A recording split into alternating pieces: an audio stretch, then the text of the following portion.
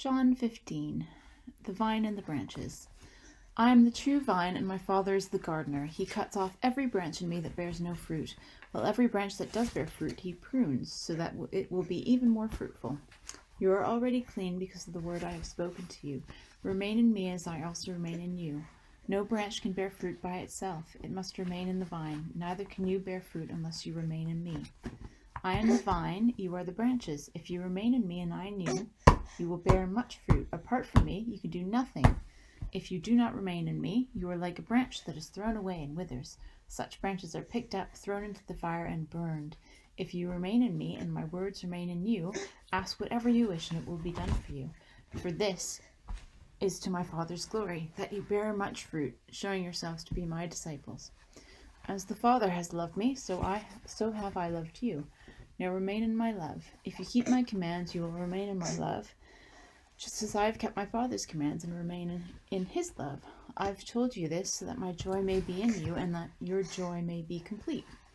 My command is this: love each other as I have loved you. Greater love has no one than this, to lay down one's life for one's friend. You are my friends if you do what I command. I no longer call you servants, because a servant does not know his master's business. Instead, I have called you friends, for everything that I learned from my Father I have made known to you. You did not choose me, but I chose you and appointed you, so that you might go and bear fruit that will last, so that whatever you ask in my name, the Father will give you. This is my command: love each other. You're okay, good boy. The world hates the disciples. If the world hates you, keep in mind that it hated me first. If you belong to the world, it would love you as its own.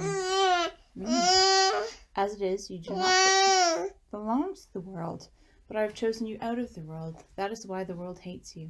Remember what I told you: a servant is not greater than his master. If they persecuted me, they will persecute you also. If they obeyed my teaching, they will obey yours also. They will treat you this way because of my name, for they do not know the one who sent me. If I had not come and spoken to them, they would not be guilty of sin, but now they have no excuse for their sin. Whoever hates me hates my Father as well. If I had not done among them the works no one else did, they would not be guilty of sin. As it is, they have seen, and yet they have hated both me and my Father. But this is to fulfill what is written in their law: they hated me without reason.